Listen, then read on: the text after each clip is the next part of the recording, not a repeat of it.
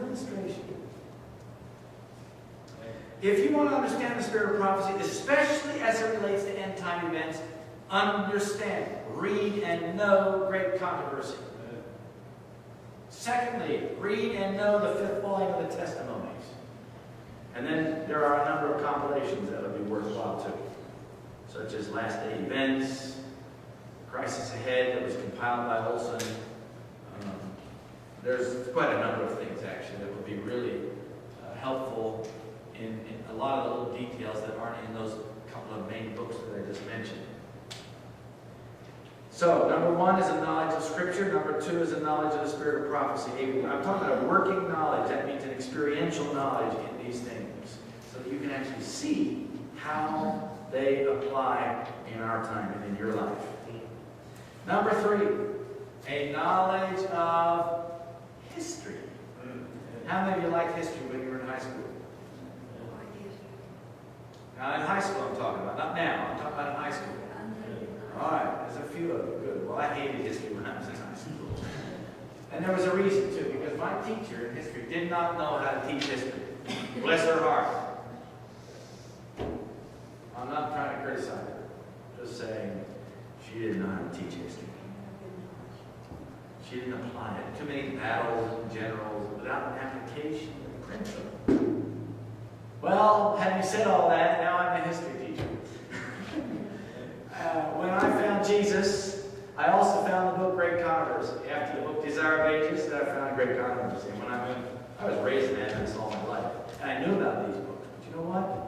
I never really studied them. I didn't understand them. I wasn't interested in them. But when I found Christ, then I found those books, and all of a sudden the things started coming together. Very interesting things here.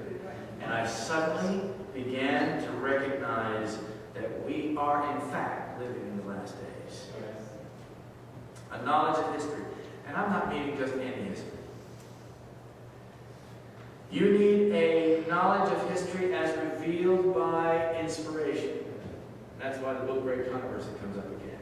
You get the history. And by the way, when you understand history as it's revealed in Great Controversy, you see the curtain pulled aside, you see the things going on in the unseen world.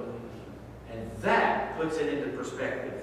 It also helps you prioritize so that when things happen around us, you can see how important it is or how insignificant it is. Let me give you an example. The news prioritizes things differently than a student of prophecy. The news gives a lot of column inches or time or whatever it is to things that are of little significance. But in prophecy, we have a different set of priorities. What do men, ladies, what do men look at first when they go and read the newspaper? Huh? Sports page, that's right. Did you know that sports is totally counterproductive to Christian maturity? I'm sorry to step on your toes, brethren. But sports will destroy you spiritually. Now, I just read tonight that Brazil got knocked out of the World Cup. Now, that's important to me because I'm going to Brazil next week. And on Sunday night, next Sunday night, a week from this coming Sunday night, I have a meeting for the public. We're inviting evangelicals to come to a meeting. And they'll come. Last time I did this meeting, we had over 220 people. Packed the hall that they hired. Packed. And they listened for 3 hours. But if the World Cup is on and Brazil's in the World Cup, forget it. Nobody's coming.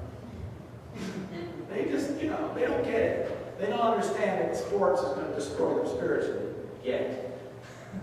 So, so we were thinking about all these alternatives. Well, tonight I just found out, because I read my emails, that the Brazil team lost to the Netherlands. And so they're out. But that's as far as I go. I don't care anything else about what's going on with the World Cup. But that was an important thing for me. Because I've got to think about what to do next Sunday night. Well, now it's going to be on. We're going to do it the way it up. No, well, I might actually bring it up, and I might show them from Scripture how that sports is going to destroy them spiritually. I just might do that. And we'll see. I'll leave that up to the Lord. But anyway, how significant really is sports in terms of the grand scheme of things in the end of time? Well, I wouldn't put quite at zero. Almost. But not quite. It does add to the wickedness of the world. All right, we can say distraction. Yes, it is a distraction. And beyond that, though, it's really of little significance. Men, what do ladies look at when they look in the newspaper first? Huh? Fashion and horoscopes and various commentary, whatever. Entertainment, maybe. Sales, yeah. How important are those things prophetically? Nearly zero, not quite. Nearly so. That's right. How important is the newspaper period? What's that? How important is the newspaper period? Well, I find a lot of interesting things in prophecy in the newspaper. But sometimes, most of the time, the newspaper gives them only a little tiny column-ish. That's all they get. Except when it's a big disaster like the earthquake in Haiti or Chile or some of these other places, or some big issues that show up, And there they are, big things. They get a lot of news coverage, because they're prophetic. For instance, I was studying a Bible verse in Daniel, and I wanted to understand the dark sentences that the king that rises up in the last days. I'm struggling with this verse, dark sentences. This is prophetic. This king understands dark sentences. What is this? Dark sentences. Then Michael Jackson died right then. You know who Michael Jackson was, right? Yeah. Who was he? Pop singer, king of pop. Right? How many of you ever heard of Michael Jackson? You can hardly live in this world without hearing of Michael Jackson, especially right now, since just this last week, I think, was the 1-year anniversary of his death, or whatever it was. It's all over the newspapers, Well, there was so much coverage going on. This premature death, supposedly, of this rock star. I thought to myself, I wonder, my prophetic mentality kicked in.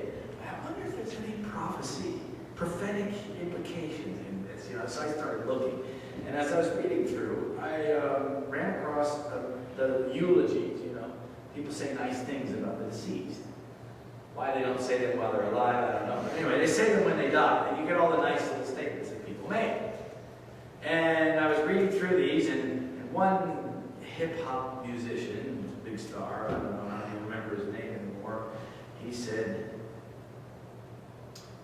Michael Jackson's music was my God. And oh boy. The Spirit of Prophecy says that at the end of time there will be God's many and the Lord's many.